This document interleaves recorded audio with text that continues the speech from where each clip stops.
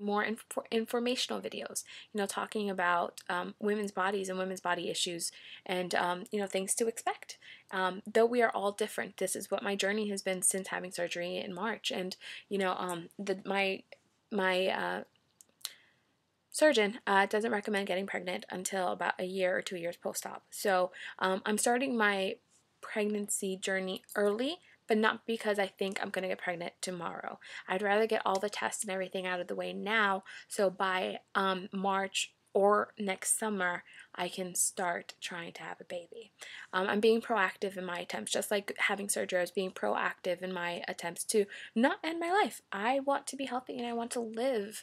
And you have higher risk of comorbidities when you are overweight and are morbidly obese. So in August, I got my period and I got really excited, but it was really horrible. Another issue with polycystic ovaries and why it's called polycystic ovaries is because you have a higher risk of having cysts in your ovaries and more than one. When I had my lap band removed, I was in the hospital for over a week because not only was the band removed, they found pus in my stomach and I had my appendix taken out, and I also had a couple of cysts that ruptured. So when I say I was in pain, it was really bad, and I would never wish that on my worst enemy.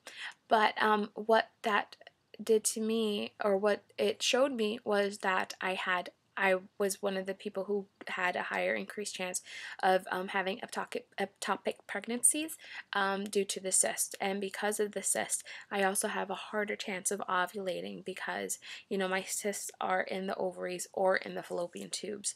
But once they ruptured, they're very painful. Another way to combat that is starting birth control, which, as you can tell, is a theme of mine. And, I am very hesitant with starting birth control, but it does help in the short term. So what my gynecologist and I decided to do was do 3 months of birth control and my metformin for the polycystic ovaries. Some other symptoms of polycystic ovaries: you have darkened skin, which let me do this side because the light's over here, which has been decreased since losing a lot of weight. So I've had darkened skin here, and I have darkened skin here. This looks a little darker today because I did have electrolysis done today. My other symptom for me for polycystic ovaries is excessive hair growth, and not like my arm hairs. No, this is like light and fair, and I'm pretty not hairy anywhere else. I take care of that by waxing, TMI. But I do get really dark hairs really dark coarse hairs under my chin.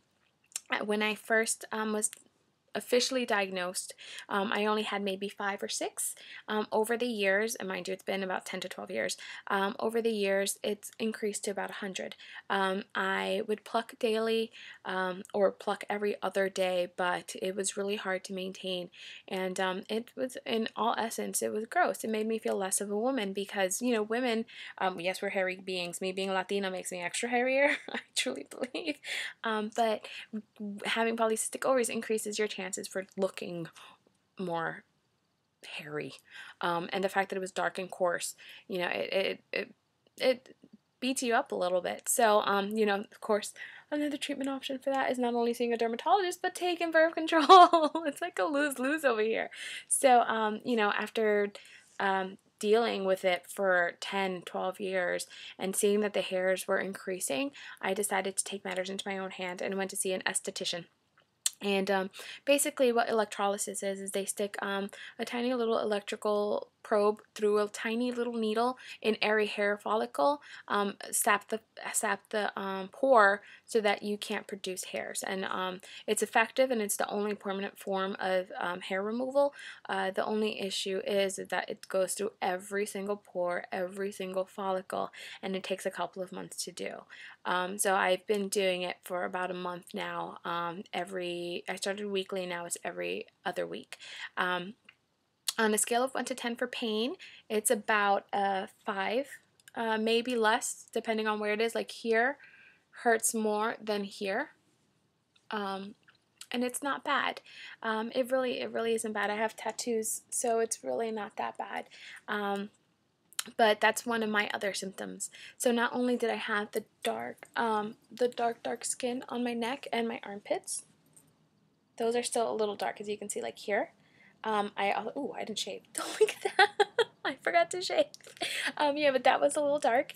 My inner thighs, anywhere that you had joints that touched, it would be really dark. It's also a symptom of diabetes, something to look for. If you start noticing darkening skin, it's either polycystic ovaries or you're having an increased chance of diabetes. With that being said, I'm going to lift up my shirt very quickly. I'm sitting on my bed cross-legged. You also had stretch marks that would go all the way up. Mine, because of the surgeon, because I've lost weight, they literally are like white. You can't see them anymore. You can still feel them, but they're not that bad. So that is also another symptom of polycystic ovaries. Instead of having, like the little stretch marks that go across your stomach, you have them going all the way up, as well as I had them going excessively, as you can see, on my arms. So I had them literally starting from my breasts there all the way down my arms. Tattooing helps cover it, but I like tattoos. I didn't do it because of the stretch marks. I did it because, as you guys know, I have a ton of tattoos and I just love tattoos. Tattoos is art to me and self-expression. Let me see. I'm going to roll off some facts for you very quickly. Some other symptoms that are mild at first from having polycystic ovaries is acne, weight gain, or trouble losing weight. Another thing is you can tell a person or a female who struggles from polycystic ovaries because they tend to carry their weight on their stomach and trunk. So basically they look like a little donut, or what I call my pooch. As you guys have seen, I have a pooch. That's where you carry a lot of your weight. My arms are they're doing pretty well. You see, except for right here. So, if I were to lose weight, they're losing weight with me. The same thing with my legs. I carry most of my weight, not only in my chesticles, because I am a triple D, but in my pooch area, my stomach area, or that overhang of skin. Extra hair on your face or body, irregular periods, fertility issues, and you have an increased chance of reaching or having depression and anxiety. Some other things that a doctor can diagnose you with, of course, is high blood pressure. And, they do lab tests to check for your blood sugar, insulin, and other hormone levels. Yeah, which I think is everything that I covered. Oh, you also have an increased chance of having heart disease.